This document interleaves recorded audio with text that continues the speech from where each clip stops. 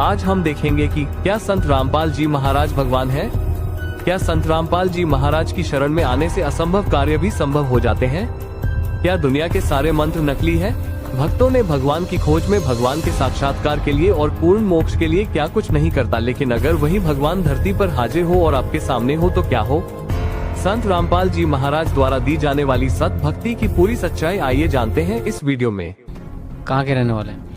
मैं वैसे खुद इंडिविजुअली बॉम्बे के रहने वाली हूँ। वैसे मेरे हस्बैंड रोहतक के हैं, तो वैसे हम सेटल गुड़गांव में रहते हैं। क्या काम करते हैं आप? मैं एक डाइटिशियन थी, अब तो मैं केवल भक्ति करना चाहती हूँ। डाइट और न्यूट्रिशन और मीडिया से भी कनेक्टेड थी मैं, और मैं अब तो केवल भक्ति करना चाहती हूँ। परमात्मा की भक्ति के अलावा मेरे जीवन में अब कुछ नहीं है। संत रामपाल जी महाराज की शरण में कैसे आए? एक लड़की है गुड़गांव में, कोकल नाम है उसका। तो उनके फैमिली ने कई साल 16-17 साल से उनकी मदर ने परमात्मा के शरण में नाम लिया हुआ है। तो वो गुड़गांव में मेरे फ्लैट के ऑपोजिट ही रहती थी। तो उसने बोला कि आंटी, जो ये गणेश जी और शंकर जी की आप रोज़ घंटियाँ बजाती हैं, पूजा करती हैं, ये पूजा ठीक नहीं है। तो मैंने फिर उसको बोला कि बेटा कि क्यों ऐसे ठीक नहीं, ये तो सारी दुनिया इनकी पूजा करती है। तो बोले आंटी नहीं, मैं जिसकी पूजा करती हूँ, मैं जिसको अपना भगवान मानती हूँ, वो बरवाला में है। तो आप एक बार मेरे साथ ज़रूर चलिए ताकि आपको लगे कि वाकई वहाँ परमात्मा है। मैंने कहा ठीक है। तो जिस दिन गणेश चतुर्थी थी पिछले साल, तो मैं पूजा करते करते मुझे ऐसा फील हुआ कि मुझे और कुछ उससे पूछना है, जो इतने कॉन्फिडेंस से कह रही है कि भगवान बरवाला में है और संत रामपाल जी महाराज ही वो भगवान है। तो मैंने अपना गणेश जी को पैक करके सारा कुछ, दूसरे ही दिन चतुर्थी के बाद मैंने उसको पैक करके और सारे जितने भी देवी देवताओं की किताबें थी उनको लेके नदी में बहा दिया, और मेरे हस्बैंड के साथ मैं गई और वो सब कुछ मैंने बहाया। मैंने कहा आज से मैंने ये कोई पूजा नहीं करनी है और मैंने इस लड़की के साथ बरवाला जाना है। तो मेरे हस्बैंड बोले कि क्या तुमने कुछ पढ़ा है उन संत के बारे में, संत रामपाल जी के बारे में? मैंने कहा हाँ, कल उस लड़की ने, कोकल ने मुझे वो किताब दी थी ज्ञान गंगा, जिसमें ये बताया गया है कि काल का एग्रीमेंट भगवान जी के साथ जो हुआ है। तो मैंने कहा जो काल का मतलब है मौत, तो मौत के साथ एग्रीमेंट करने वाला भगवान ही हो सकता है। उससे बढ़ के मेरे लिए कोई और मायने नहीं रखता, और यही मेरे लिए जिंदगी का आखिरी मौका है। क्या पता कल मेरी सांसें रहे न रहे। मैंने उस लड़की से कहा बेटा मैंने सब कुछ, सारे भगवानों को त्याग दिया है। तो फिर उसके बाद वो लड़की कहने लगी कि आंटी हम है ना 1-2 दिन में जाने ही वाले हैं गुरुजी के पास हमारे। मैंने कहा ठीक है बच्चे, जब आप जाओ मुझे ज़रूर आज ही ले जाओ, भले कल की राह नहीं देखना। तो बोली ठीक है आंटी, शायद हमारी गाड़ी आने वाली है परसों, तो अगर परमात्मा दया करेंगे तो कल ही जा सकते हैं। मैंने कहा ठीक है। तो रात के 11 बजे उसी दिन फ़ोन आ गया कि वो गाड़ी लेके आ रही है, और सुबह मैं 4 बजे वहाँ से निकली गुड़गांव से।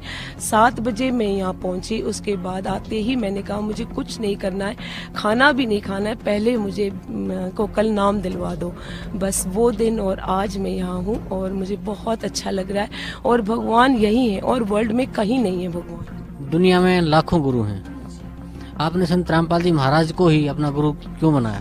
क्योंकि मैंने बचपन में ये सुना था कि नर नारायण का शब्द मेरे दिमाग में एकदम टाइप था कि नर नारायण, नर ही होता है नारायण का रूप। तो वो नर होंगे कैसे? क्योंकि गॉड का मतलब मेल होता है, गॉडेस नहीं होते हैं। तो मैंने ये सोचा था कि नारी नारायण नहीं होते, नर नारायण है। तो उस नर नारायण को मेरी आत्मा समझो या मेरा बचपना समझो, वो खोजता रहता था उस नर नारायण को। तो मुझे उस लड़की के आत्मा से ऐसे मुझे लगा कि संत रामपाल जी उस लड़की की आत्मा में आकर मुझे प्रेरणा दे रहे कि बेटा तू आ जा और मेरे से नाम ले ले। संत रामपाल जी महाराज ने, जो आपके पूज्य गुरुदेव संत रामपाल जी महाराज ने जो आपको भक्ति दी, उस भक्ति के आपको क्या लाभ मिले? मुझे उस भक्ति से एक तो आत्मा में कॉन्फिडेंस आया, जो मेरी आत्मा बहुत डामाडोल होती थी कि कहाँ है वो भगवान जिसने हमें पैदा किया है। हम तो पैदा यूं ही हुए, यूं ही मर जाते हैं। तो वो बचाने वाला भगवान कहाँ है जिसका नाम नर नारायण। उस नर नारायण को खोजती खोजती मैं इतनी बड़ी हो गई। 15-16 साल की उम्र में भी मैं मथुरा वृंदावन में परिक्रमा देने जाती थी। लड्डू गोपाल जी को मैं चोट अपने हाथ से उनके कपड़े सिलाती थी, उनको सुलाती थी।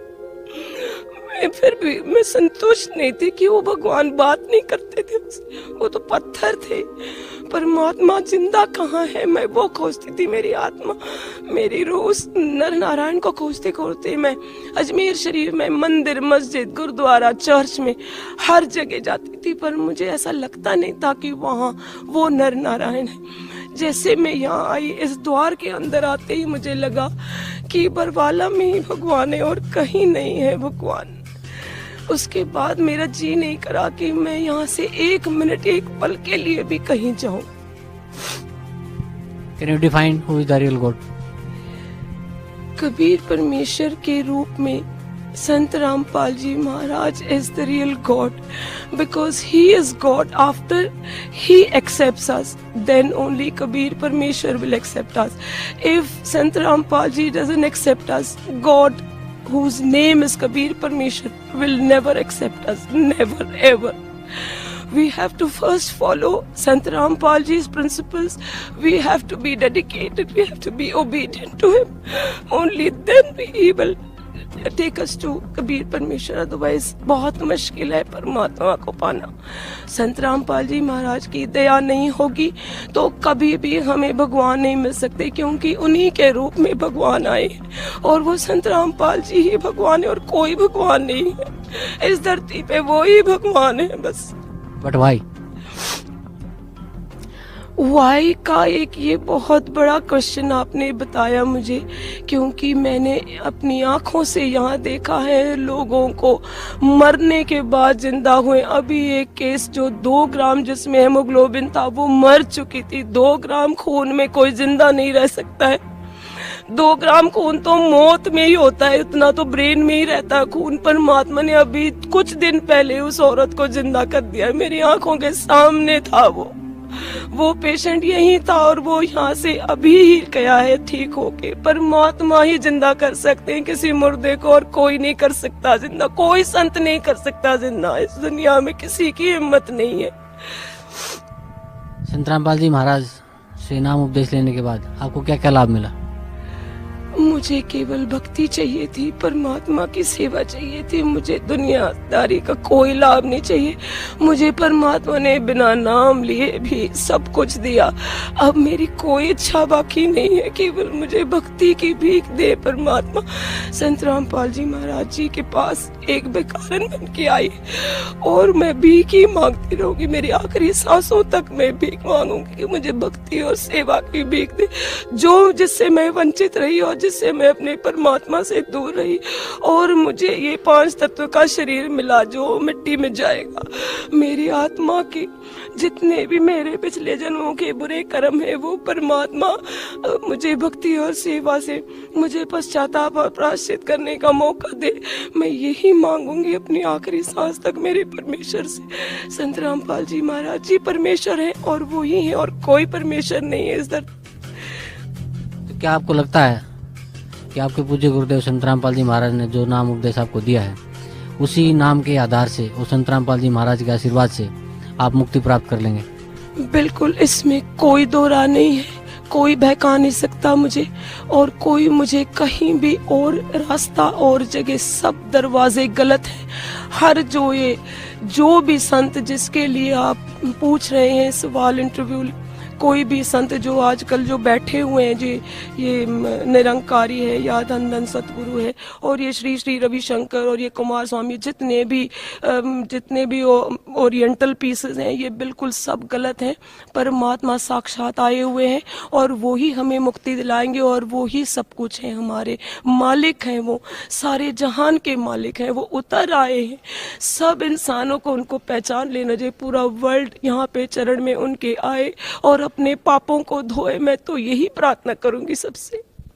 धन्यवाद आपका, बहुत बहुत धन्यवाद। बंदी छोड़ सतगुरु रामपाल जी महाराज जी की जय। सत साहिब। कृपया ध्यान दें, संत रामपाल जी के भक्तों के साथ हुए नए चमत्कारों के इंटरव्यू देखने के लिए इस चैनल को सब्सक्राइब करें। सत साहिब।